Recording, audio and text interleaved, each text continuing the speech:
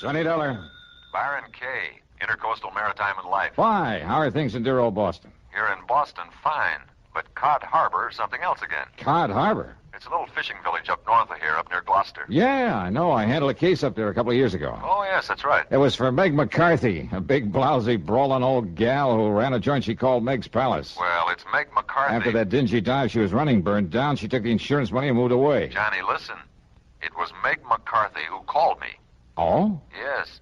Insisted that I have you go up there and see her right away. Well, she's back in Cod Harbor? And running another restaurant and rooming house. We wrote the insurance on it. What's happened up there? All she'd tell me was that if you didn't show up in a big fat hurry, she'd cancel out on us. So what do you think? I'll tell you this. Meg is used to handling things pretty much by herself. I mean, she wouldn't have called for help unless there's something pretty serious going on. The last time, you know, it turned out to be a murder. I know. So if you're willing to pay my expenses... Go do it, Johnny. Right.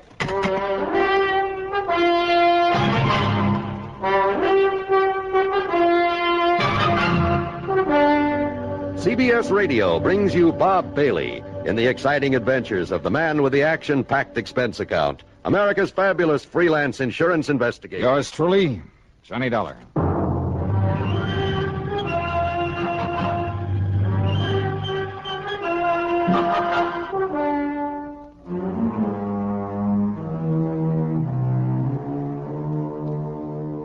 Expense account submitted by Special Investigator Johnny Dollar to the Intercoastal Maritime and Life Insurance Company, Boston office. Following is an account of expenses incurred during my investigation of the Silver Queen matter.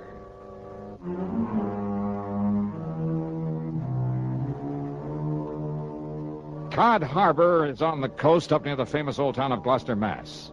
Transportation facilities are practically nil, so I decided to go up there in my own car. Item 1 on the old expense account then is $4.95 for gas, and having got an early start, I arrived there shortly after noon.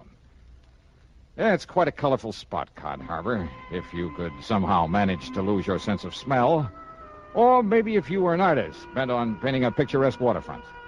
The residential section on a low hill a couple of 100 yards back from the beach consisted of a scattering of weather-beaten shacks. On the long wharf at the water's edge was an ice plant, a packing house, and a ship's chandler. At the end of the wharf, the disreputable-looking cafe and boarding house known as Meg's Palace. Alongside the piers that stuck out into the harbor were the really important part of the village, the fishing boats. There were schooners dating back to the last century and still carrying sail. There were power boats in all shapes and sizes, from 18-foot outboards to 80-foot diesel jobs. All of them used for only one thing, fishing the banks far out in the Atlantic with seines and trawls and trot lines.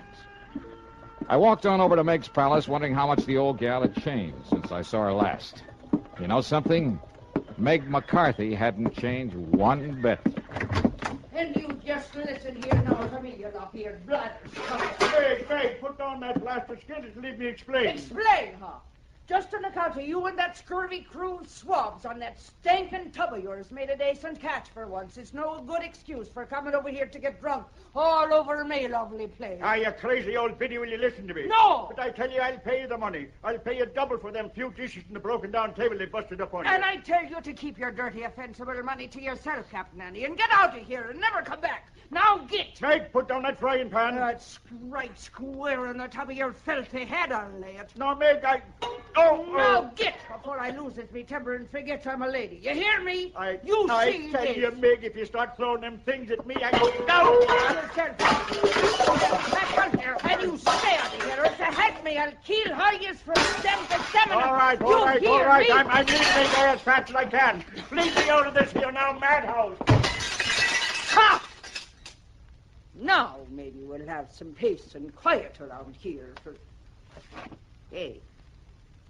Now who are you standing there in the shadows? Get out! All right, Meg, just knock it off. Oh, knock it off, is it? Well, I'll show you sneaking in here like a... Oh, it's me love, me darling, me sweetheart, me Johnny boy. Yeah, hiya, Meg. Still throwing your weight around, huh? Ah, darling, they're like a brood of crazy, troublesome kids, they are, the men that puts to sea. And I loves every blinking, bloomin', worthless one of them. Oh, you do, huh? Well, of course I do. That's why I makes them toe the mark the way I does. Somebody's got to love 'em and mother 'em and keep 'em in line. Especially Captain Andy. The man who just left? That's the one I mean. Oh, come now. Come sit down and have a cup of this here delicious coffee I just brewed up in the pot. Yeah, sure, why not? It'll put some hair on your chest and build up your strength on account of you'll be needing it. Ah? That is, if that Marty Silver finds out you're up and around these parts. Marty Silver? Sure, and he owns the Silver Queen, that leaky old tub that sits down alongside pier number 7. But here now, have yourself a cup of this nice, aromatical, hot, strong coffee. Yeah, thanks.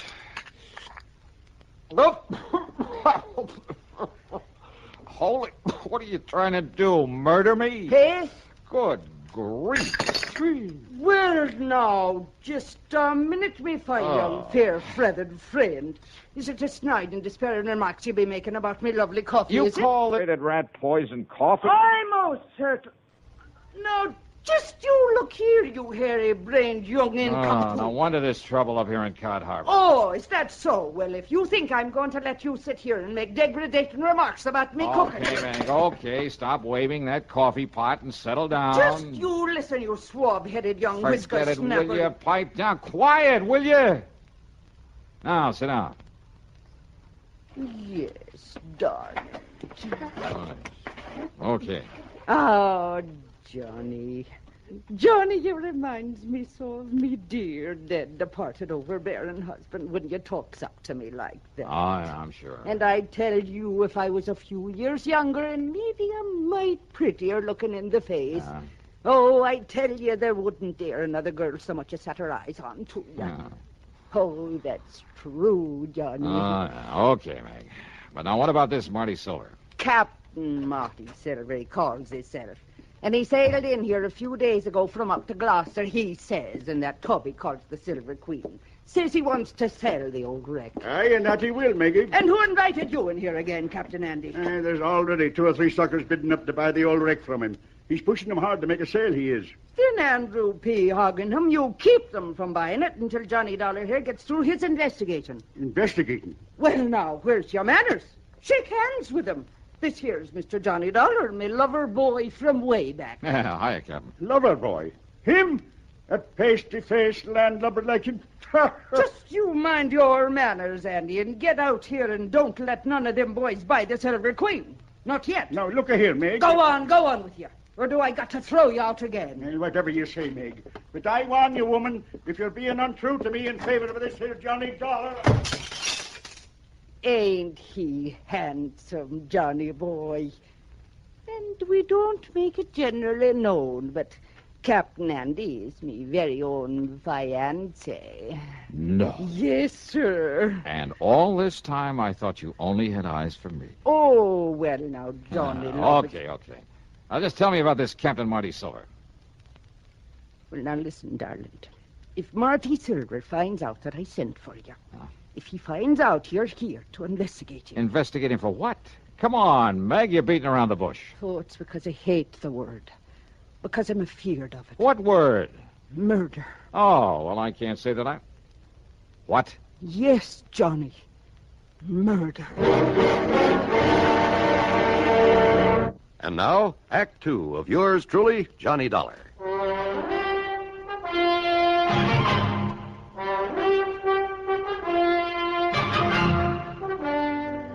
You're accusing this Captain Marty Silver of murder? I'm accusing him of preparing murder.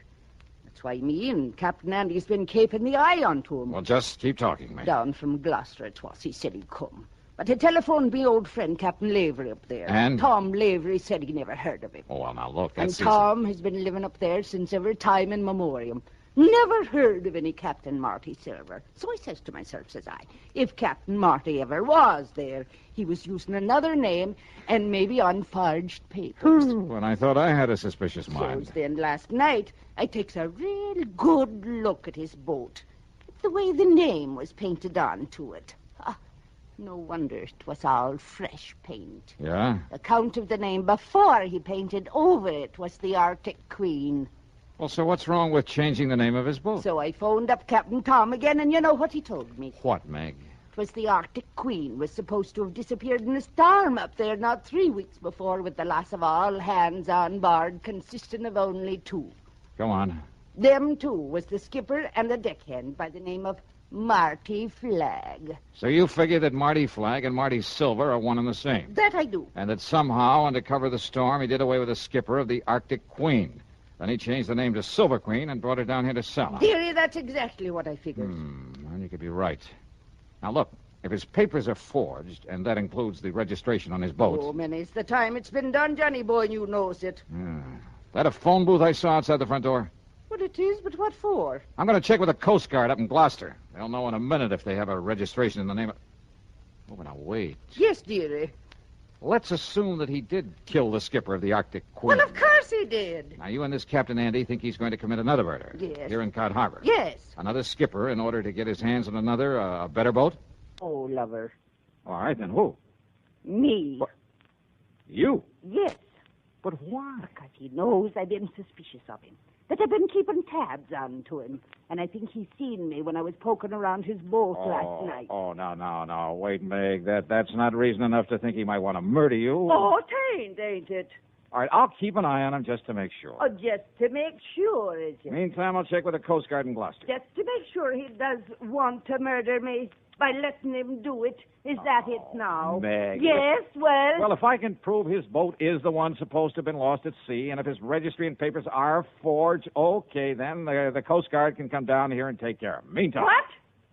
But what about me? Meg, look, I think you're getting all worked up over nothing. Nevertheless... My own lovely life at the stake, and you pass it now, off. You Meg, pass it off like I was nothing the more than that. Well, And I thought you was me friend, and me beneficiary, and that you cared a little about what might Listen, will you happen. please... But no. You like everything else of the male sex that wears the pants. Oh, no, if just a a person minute. don't have a pretty leg or a pretty face full of powder and rouge, and her hair full of peroxide blonde... That's not and true. you... Meg, oh, will you shut up a minute? Now, if you just let me finish. Yes, Mr. Dollar. I'll shut up me ugly old mouth. I'll smother me grief and me poor old broken heart. Look, listen. So maybe Marty Silvers is suspicious of you. Maybe he is the crook, the killer you think he is. And maybe he will try to get at you. So, look, I'll make sure nothing happens to you and until I can get this other stuff straightened out. Oh, Lord love you, darling. I knew that you wouldn't let down poor old Meg. Yeah, so why don't you go back in the kitchen and fix me something to eat? Oh, Johnny, love, it'll be the finest supper you ever put your teeth in. Good. Only after I've called the Coast Guard, I'll come back here, and I'll make the coffee to go with it. See you later. No, just a minute. Yeah, now what? If you're trying to make some more cracks about me coffee, Johnny, darling... Meg, put down that platter. I'll put it down, all right, you bug-eyed young. Get out of here. Get! Meg, you are a lousy shot. Oh, I am. Am I? Yep. Oh, God love that boy.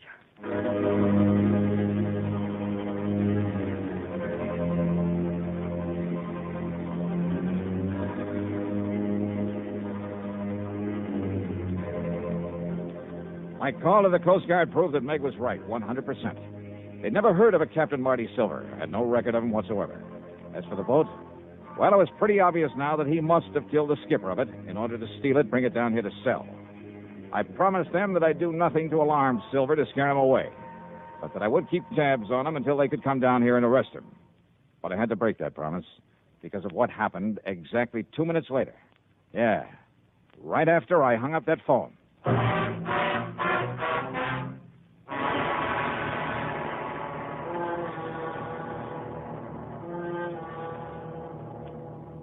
And now, Act 3 of yours truly, Johnny Dollar.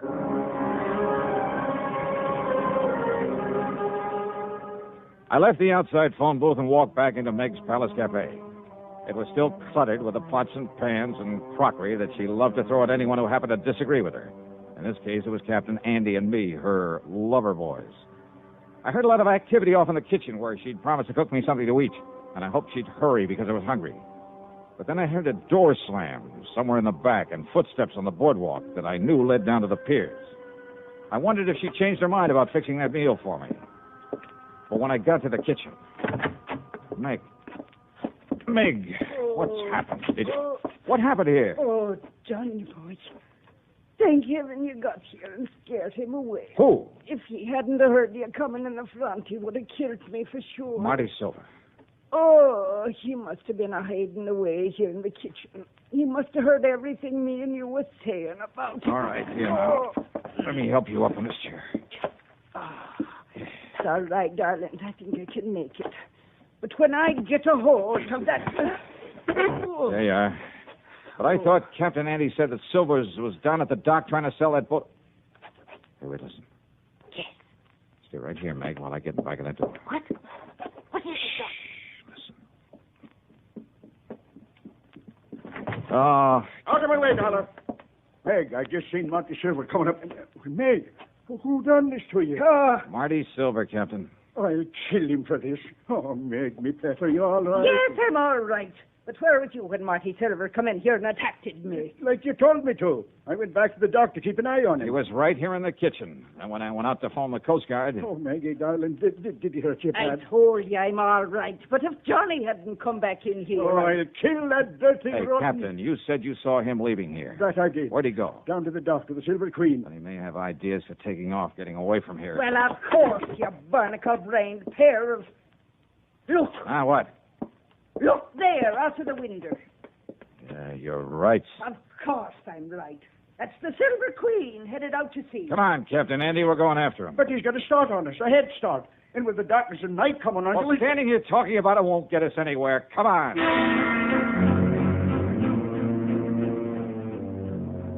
We cast off and made for the open sea, because far out ahead of us we could spot the running lights of the Silver Queen. Andy put her on full power, and slowly the lights of Cod Harbor disappeared astern of us. I stood alone up at the bow, staring into the blackness of the night. You keep your eye on those running lights, Johnny. We lose them, we lose the Silver Queen.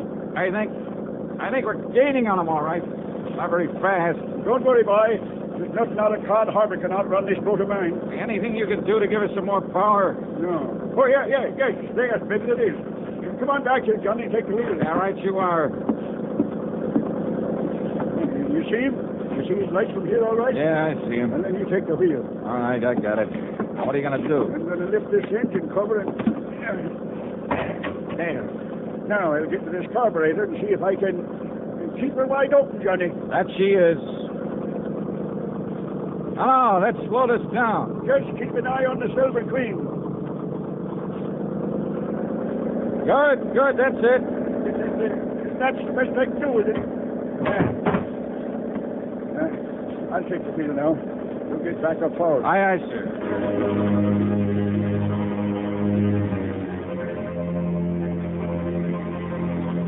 As we slowly but surely pulled up on her, I could see the vague shape of Captain Marty Silver at the wheel. I could see him turn and look back at us now and then. Just a few more minutes and we'd overtake the Queen. But if Silver had a gun, I eased my .38 out of the holster, made sure I had a full load, just in case. And then it suddenly occurred to me that if he could see us and our lights were far brighter than those of the Queen. I went on back to Captain Andy at the wheel. Keep going along now, Johnny boy. Hey, where's the switch to the cabin lights? Okay. If Silver is armed, then when we get up close to him, he'll be able to pick us off like ducks in a shooting gallery. You're right. The switch is right there inside the... No, look. Huh? Silver has turned them off. Turned off all these lights. We lose him. We'll never catch him now. Won't we? Hey, doesn't the spotlight work? Sure it does. Turn it on. I'll put out the other light. Good. Hey, where's the switch for this spotlight? Here. Running lights. Now the cabin lights. The switch, Captain. Now we're just as black as she The is. switch for the... Oh, here it is. Now swing that lighter on, Johnny, so you cover the whole horizon with it. Right. When you get it on him, I'll... Hey, what's that? It's coming about. It's going to run us down. I see. Shove the wheel hard to port. Give it a gas. I am. If he's got us in a turn, we're losing way. Come on, faster, Captain. As soon as we get back on the straight course, keep the searchlight on him, square in his face. Maybe you can find him. Maybe, if I'm lucky, with my other hand. Oh, we'll never make it, boy. We'll never make it. Now, hold it steady. But he'll ram us right across the Hold it steady. But, Johnny, don't you see?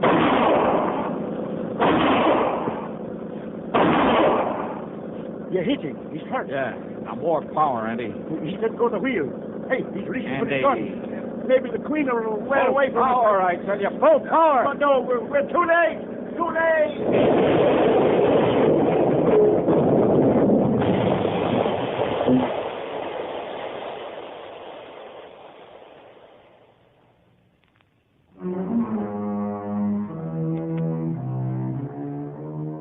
Well, I suppose I ought to make some crack about it being a long swim back to Cod Harbor. But I won't because it wasn't. The Silver Queen sank like a rock, and with the help of the spotlight, we finally managed to find and pick up the body of Marty Silver. Then, with both Andy and me bailing like mad, we slowly limped on back to port. And that's about it. Expense account total, including room and board at Meg's Palace and another tank full of gas, $58.35. Yours truly, Johnny Dollar.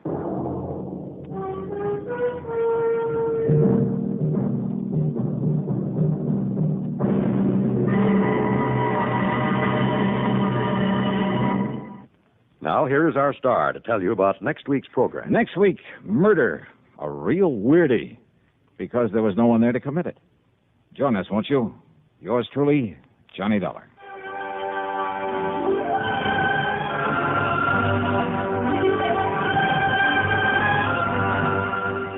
Yours truly, Johnny Dollar, starring Bob Bailey, originates in Hollywood and is written, produced, and directed by Jack Johnstone. Heard in our cast were Virginia Gregg, Olin Soule, and Ralph Moody.